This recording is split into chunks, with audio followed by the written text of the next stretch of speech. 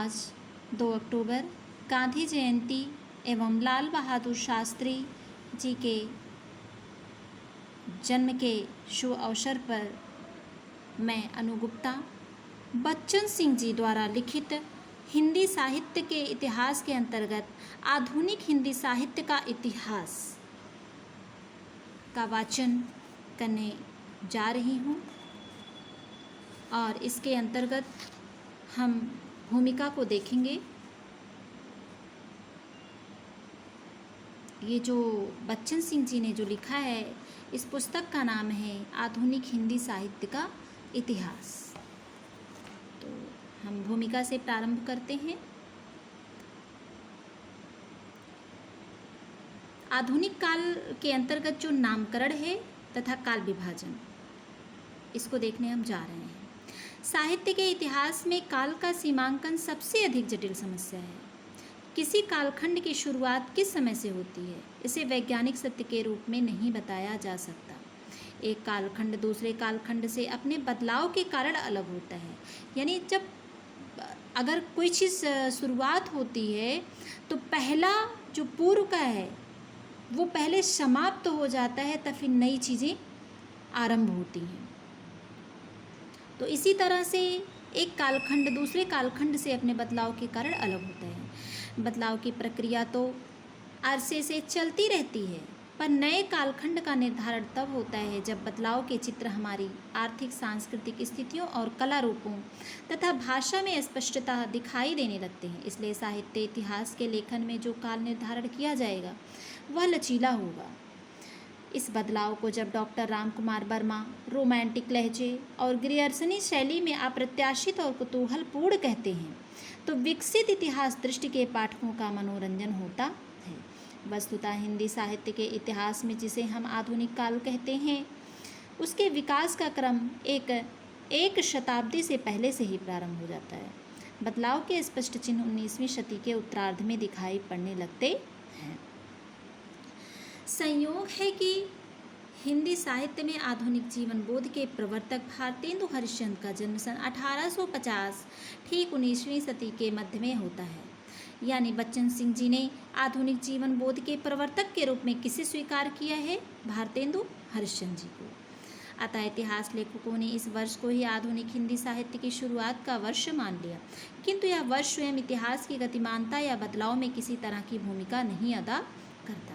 इतिहास के काल विभाजन की रेखा कम से कम दो विभिन्न प्रवृत्तियों अर्थात विशेषताओं को स्पष्टता अलगाने वाली तथा इस अलगाव के लिए खुद भी बहुत कुछ उत्तरदायी होनी चाहिए।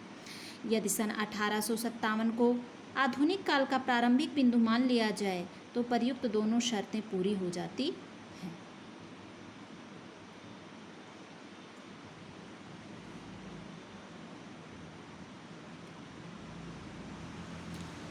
सन 1857 का प्रथम स्वतंत्रता संग्राम, जो पहले गदर के नाम से प्रसिद्ध था, ब्रिटिश साम्राज्यवाद की जड़ें हिला देने वाला सिद्ध हुआ। इसके पहले देश के अन्य भागों में छिटपुट विद्रोह हो चुके थे। उदाहरण के लिए बंगाल का सन्यासी विद्रोह, जो 1763 ईस्वी से लेकर के 1800 ईस्वी तक चला। उड़ीसा के जमींदारों का विद्रोह, जो 1804 ईस्वी से लेकर 1817 ईस्वी तक चला। विजयनगरम के राजा का विद्रोह 1794 आदि। सन 1857 का विद्रोह भी हिंदी भाषा भाषी क्षेत्र के एक सीमित भाग तक ही फैल कर रह गया था। यद्यपि यह क्षेत्र अपेक्षाकृत अधिक व्यापक था, किंतु अपनी प्रकृति और संरचना में यह भिन्न था। इसकी शुरुआत अवध के सिपाहियों ने आकस्मिक ढंग से की, किंतु इसकी स्थितियां वर्षों पहले से बन रही थी। बाद में इसमें जमींदार, किसान, कारीगर और सामंत भी जुट गए।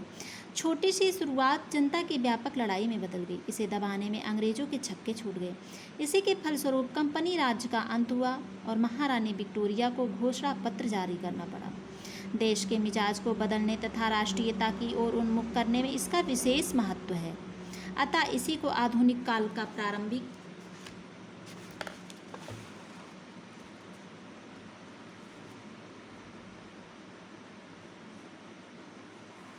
वर्ष मानना सर्वाधिक तर्कसंगत है। अब हम आगे नामकरण देखते हैं। आधुनिक शब्द दो अर्थों की सूचना देता है। कौन कौन से वो दो अर्थ हैं? एक तो है मध्यकाल से भिन्नता की और नवीन, दूसरी है नवीन इहलौकिक दृष्टिकोण की। मध्यकाल अपने अवरोध, जड़ता और रूढ़िवादिता के कारण स्थिर और एकरस हो चुका था। एक विशिष्ट ऐतिहासिक प्रक्रिया ने उसे तोड़कर गद्यात्मक बनाया। मध्यकालीन जड़ता और आधुनिक गद्यात्मकता को साहित्य और कला के माध्यम से समझा जा सकता है। रीतिकाल की कला और साहित्य अपने अपने कथ्य, अलंकृति और शैली में एक रूप हो गए थे। वे घोर श्रृंगारिकता के बधे घाटों में बह रहे थे। इन छंदों में न वैविध्य था और न विन्यास में। एक ही प्रकार के छंद एक ही प्रकार के ढंग से लिखे गए। आधुनिक काल में बधे हुए घाट टूट गए और जीवन की धारा विविध स्रोतों में फूट निकली। साहित्य मनुष्य के बृहत्तर सुख दुख के साथ पहली बार जुड़ा। आधुनिक शब्द से जो दूसरा अर्थ ध्वनित होता है वह है यह लौकिक दृष्टिकोण। धर्म, दर्शन, साहित्य, चित्र आदि सभी के प्रति नए दृष्टिकोण का आविर्भाव हुआ। मध्यकाल में पारलौकिक दृष्टि से मनुष्य इतना अधिक आच्छन्न था कि उसे अपने परिवेश की सुध ही नहीं थी। पर आधुनिक युग में मनुष्य अपने पर्यावरण के प्रति अधिक सतर्क हो गया। आधुनिक युग की पीठिका के रूप में इस देश में जिन दार्शनिक चिंतकों और धार्मिक व्याख्याताओं का आविर्भाव हुआ, उनकी मूल चिंताधारा अलौकिक ही है। सुधार, परिष्कार, अतीत का पुनराख्यान नवीन दृष्टिकोण का फल है। आधुनिक युग की ऐतिहासिक प्रक्रिया का परिणाम है कि साहित्य की भाषा ही बदल गई। ब्रज भाषा की जगह खड़ी बोली ने ले लिया। यानी जो आधुनिक युग के पहले जो रीतिकाल था, वो रीतिकाल में भक्ति काल से रीतिकाल तक की जो भाषा थी मुख्यतः वो ब्रज भाषा के रूप में प्रयोग की गई।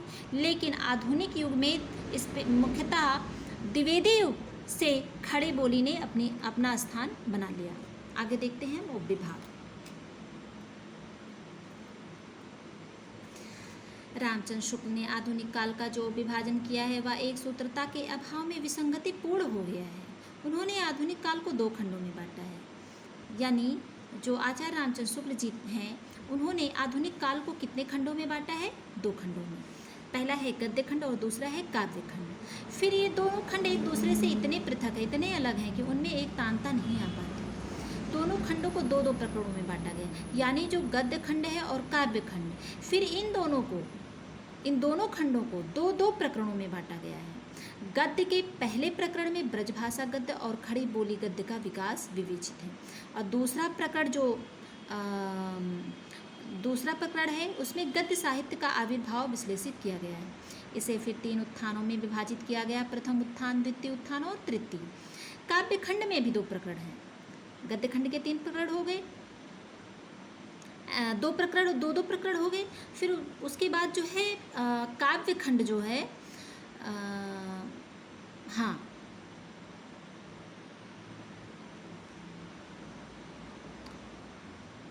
काव्य खंड में भी दो प्रकरण हैं, पुरानी काव्य धारा और नई काव्य धारा।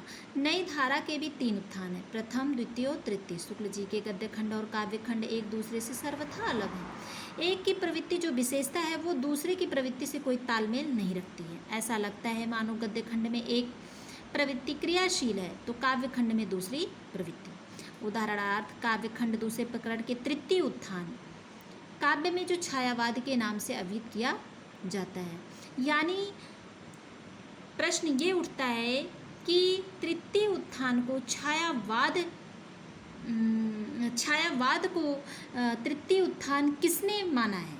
छायावाद युग को तृतीय उत्थान के नाम से किसने वर्गीकृत किया? तो आचार्य रामचंद्र शुक्ल जी ने। तथा गद्य खंड के द्वितीय प्रकरण के तृतीय उत्थान में कोई एकरूपता नहीं निरूपित की जा सकी है। इसका खंड दृष्टि के कारण इतिहास का नैरंतर्य ओझल हो गया है। परवर्ती इतिहासकारों ने प्रायः शुक्ल जी का अनुगमन किया। आधुनिक काल के इतिहास लेखन में सामान्य रूप से उनकी उत्थानवादी शैली ही स्वीकृत कर ली गई। कुछ लोगों ने आधुनिक काल के विकास के प्रथम दो चरणों को भारतेंदु युग और द्विवेदी युग कहना अधिक संगत समझा, किंतु इन नामों की ग्राह्यता को संदेह की दृष्टि से देखा जाता है। भारतेंदु युग और द्विवेदी युग की परिकल्पना कर लेने पर युगों की बाढ़ आ गई।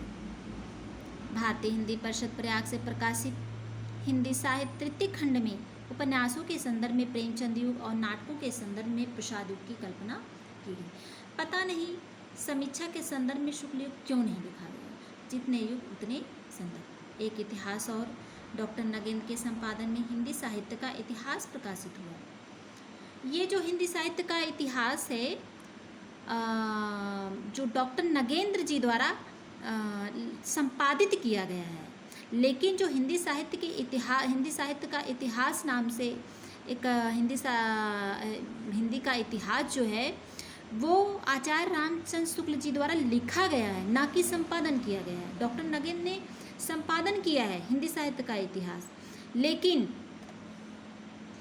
जो रामचंद्र शुक्ल जी ने क्या किया है, वो संपादन नहीं किया है। इन्होंने क्या किया है, स्वयं इस कृति को लिखा है। अनेक लेखकों द्वारा लिखे जाने के कारण इसमें परस्पर विरोधी दृष्टिकोण मिलेंगे। पूर्व पीठिकाओं की स्थापनाओं के साथ विधाओं की संगति नहीं बैठ पाती। उदाहरणार्थ भारतेंदु को लिया जा सकता है। इसका दूसरा नाम है पुनर्जागरण। यानी प्रश्न यहाँ से बनता है कि डॉक्टर नगेंद्र ने भारतेंदु युग को किस नाम से अभिहित किया, तो पुनर्जागरण के नाम से अभिहित किया। पर भारतेंदु के नाटकों की पारंपरिक खतौनी से पुनर्जागरण का दूर का भी रिश्ता नहीं है। छायावाद युग सामान्यतः सर्वमान्य है। इसे विभाजक रेखा मानकर कालों का नामकरण अधिक सुविधाजनक, तर्कसंगत और औचित्यपूर्ण होगा।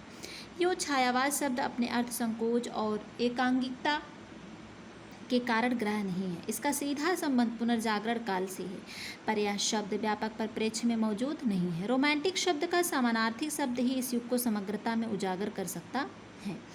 हिंदी में स्वच्छंदतावाद शब्द का प्रयोग रोमांटिसिज्म के अर्थ में किया जाने लगा है, अतः जिसे छायावाद युग कहा जाता है उसे स्वच्छंदतावाद युग के नाम से अभिहित किया जाना चाहिए। यानी आपकी परीक्षा में यदि प्रश्न बनता है कि छायावाद युग को बच्चन सिंह जी ने किस युग के नाम से अभिहित किया, तो स्वच्छंदतावाद युग के नाम से अभिहित किया। यह प्रश्न ऐसे भी बन सकता है कि किस लेखक ने स्वच्छंदतावाद युग को छायावाद युग को स्वच्छंदतावाद युग के नाम से अभिहित किया। यानी प्रश्न दूसरे तरीके से भी बन सकता है कि बच्चन सिंह जी ने छायावाद युग को किस नाम से अभिहित किया, तो आंसर होगा स्वच्छंदतावाद युग। यह शब्द अपनी अर्थवत्ता में गांधी नेहरू युग के आदर्शों और अंतर्विरोधों की समानांतरता पा लेता है।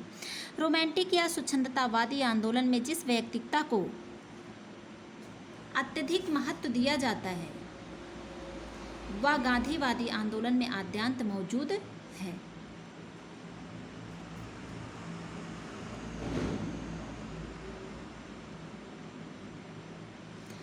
अंतरात्मा की आवाज़ इस युग के संपूर्ण साहित्य में विद्यमान है। स्वच्छंदतावादी साहित्य मुक्ति का साहित्य है, ठीक उसी तरह जैसे गांधी नेहरू का आंदोलन समग्र अर्थ में मुक्ति का आंदोलन था।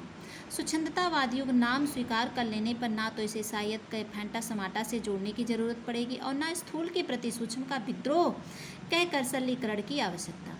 छायावाद को लेकर जितनी परिभाषाएं दी गई हैं उनकी दृष्टि में केवल काव्य रहा है। प्रसाद चैनिंद और इलाचंद जोशी आदि के उपन्यासों को जो उसी काल में लिखे गए क्या छायावादी कहा जाएगा? इस काल के काव्य, उपन्यास, कहानी, निबंध, आलोचना आदि को स्वच्छंदतावादी तो कहा जा सकता है, छायावादी नहीं। स्वच्छंदतावादी युग के ठीक पहले का काल पूर्व स्वच्छंदतावादी युग के नाम से अभिहित किया जाना चाहिए। यानी जो स्वच्छंदतावादी युग अर्थात जो छायावाद युग के ठीक पहले का युग जो द्विवेदी युग है उसे पूर्व स्वच्छंदतावादी युग के नाम से किसने कहा, तो बच्चन सिंह जी ने अभिहित किया। द्विवेदी युग व्यक्तिवाचक नाम होने से यूं ही अग्राह्य है। दूसरे, इससे किसी तरह की प्रवृत्ति का बोध नहीं होता। तीसरे, इस नाम के कारण ऐतिहासिक प्रवाह खंडित हो जाते हैं। इस युग में निबंध और कविताएं अधिक लिखी गईं। निबंध लेखकों में मुख्यतः महावीर प्रसाद द्विवेदी, माधव प्रसाद मिश्र और गोविंद नारायण मिश्र, बाल मुकुंद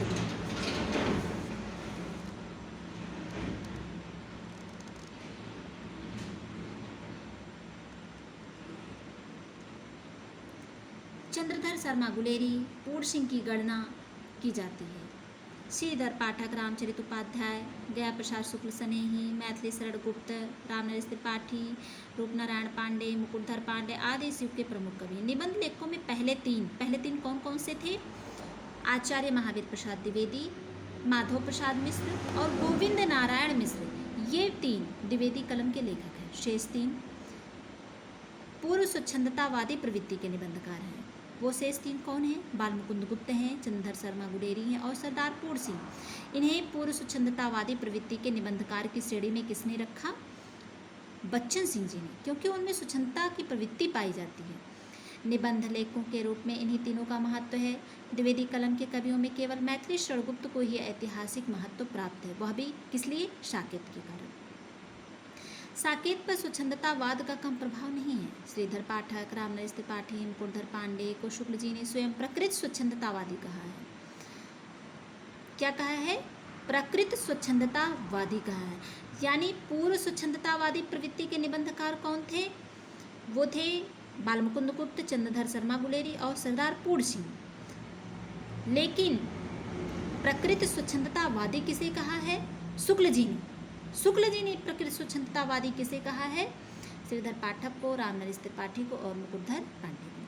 वस्तुतः अगले संदर्भ में इन्हीं कवियों का विकास प्रसाद निराला पंथ में हुआ, अतः इस युग को पूर्व स्वच्छंदता युग का नाम देना अधिक संगत है। भारतेंद्र युग को पुनर्जागरण युग कहने में कोई आपत्ति नहीं उठाई जानी चाहिए। स्वच्छंदता युग के बाद के काल को उत्तर स्वच्छंदतावाद युग कहा जा सकता है, यानी जो छायावाद युग के बाद का समय है, जैसे कि प्रगतिवाद, प्रयोगवाद, ये सारे समयावधि किस युग के नाम से जाने गए? उत्तर स्वच्छंदतावाद युग। उत्तर स्वच्छंदतावाद युग किसने नाम दिया? तो बच्चन सिंह जी ने दिया। इसे पुनः 3 दशकों में बांटना अधिक संगत प्रतीत होता है। संक्षेप में इस काल के उपविभाजन का प्रारूप निम्नलिखित ढंग से प्रस्तुत किया जा सकता है। पहला है पुनर्जागरण काल, यानी भारतेंदु युग। ये इसकी समयावधि है 1857 ईस्वी से लेकर के 1900 ईस्वी तक। दूसरा है द्विवेदी युग, जिसे पूर्व स्वच्छंदतावाद काल बच्चन सिंह जी ने कहा। इसकी समयावधि है 1900 से लेकर के 1920 ईस्वी तक। और छायावाद को बच्चन सिंह जी ने स्वच्छंदतावाद काल कहा, जिसकी समयावधि है सन 1920 से लेकर 1940 ईस्वी तक। और छायावाद के बाद का समय अर्थात स्वच्छंदतावाद काल के बाद का समय उत्तर स्वच्छंदतावाद काल कहलाया, जिसकी समयावधि है 1940 ईस्वी। उत्तर स्वच्छंदतावाद काल को पुनः 3 दशकों में बांटा गया। पहला दशक है प्रगति और स्वतंत्रता का द्वंद्व, क्योंकि 1942 में भारत छोड़ो आंदोलन आरंभ हुआ, तो वहीं से और हमारा देश जो आज़ाद हुआ 1947 में, और 1950 ईस्वी में जो है वो पूर्ण रूप से हमारा देश गणतंत्र हुआ। तो 1940 से लेकर के 1950 ईस्वी तक को पहले दशक के नाम से, यानी प्रगति और स्वतंत्रता का द्वंद्व के नाम से जाना गया। दूसरा दशक संतुलन की खोज और आधुनिकता था। तीसरा दशक आधुनिकता बोध की रचनाएं थी। इस प्रकार से आज हमने आधुनिक हिंदी साहित्य का इतिहास बच्चन सिंह जी द्वारा लिखित इसकी भूमिका का वाचन किया, और कल हम भूमिका के अंतर्गत विषय सूची को विवेचित करने का प्रयास करेंगे।